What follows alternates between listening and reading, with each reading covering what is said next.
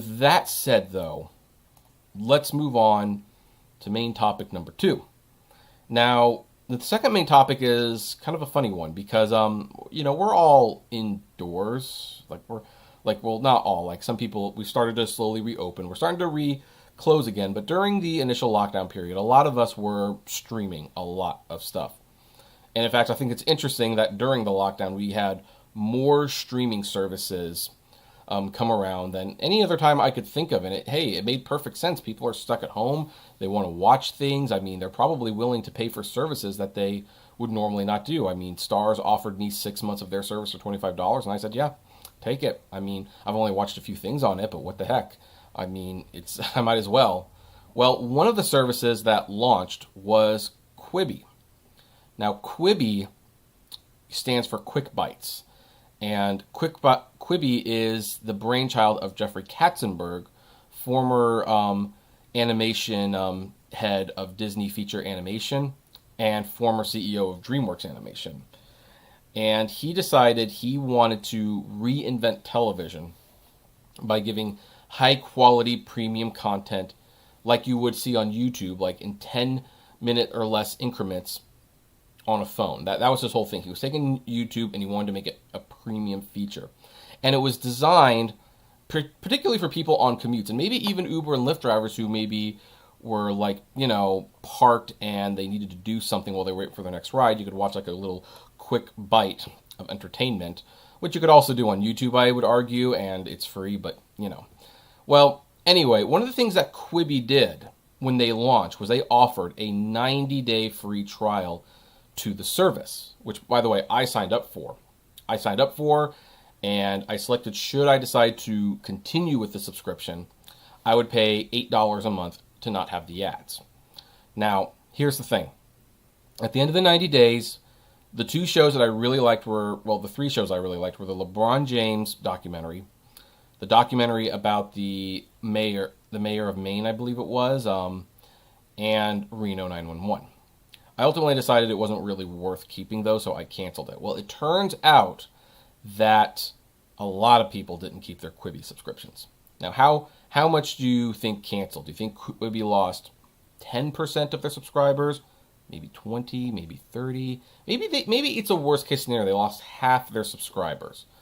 But no, it's pretty dire. They lost more than 90% of their subscribers after the free trial, the 90-day free trial ended. In fact, more specifically, they lost roughly 92% of the people who subscribed to this thing. And the funny thing is, of that 8%, I wonder how many of them paid for it simply because they forgot to cancel it, which is why you should always put in your calendar a reminder to cancel things. So anyway, let's look at this real quick. So Quibi, the video streaming service that no one asked for, has apparently only covered about 8% of early users into paying subscribers, or converted. I think they forgot the T. According to a report from mobile analytics firm Sensor Tower via The Verge.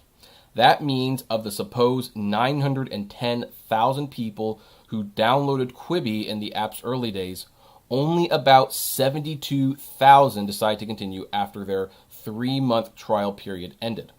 That 92% drop-off rate is yikes. To be fair, an 8% conversion rate isn't horrible on its own. But when you compare Quibi's launch to, say, Disney Plus, it starts to look a bit sad. Sensor Tower's data says that Disney Plus converted 11% of free trial users into subscribers. Not so much more than 8%, right? Well, no, Disney Plus converted 11% of an initial 9.5 million downloads in its first 3 days from the use in Canada. As of May, Variety reports that Disney has 54.5 million subscribers and app downloads skyrocketed 74% in the U.S. over the July 4th weekend, thanks to the hip-hop musical Everybody Won't Shut Up About. Now, they, of course, went on to point out a lot of things, that numbers for launch day were dismal, the app the app didn't support casting to your TV, which is actually kind of the main reason I decided not to. Well, that was the second main reason I decided not to continue. The other being that I don't think the shows were really that great, to be honest. The streaming service had its first data leak within the first few months. Jeffrey Katzenberg CEO Meg Whitman apparently mesh as well as oil and water. They both took 10% pay cuts. Katzenberg publicly, there was a lot of things that went wrong. But anyway, this was sad. So Quibi is not doing well. Now, I saw a friend on Twitter kind of asking at one point, what do you think is going to fold first, the DC universe or Quibi? And I actually thought that the DC universe would fold first because, they were already canceling shows and they're moving them to HBO Max. So I kind of figured that would be the safe bet that DC Universe would go first. But after reading about those numbers, I'm not so convinced anymore. I'm not so convinced. I think that, maybe Quibi is really... Maybe they're really not going to last that long. Maybe they're on the chopping block a lot faster than I initially thought. It's just like crazy. So I don't know. I thought that was sad. That was just absolutely sad that happened. So anyway, quick bites.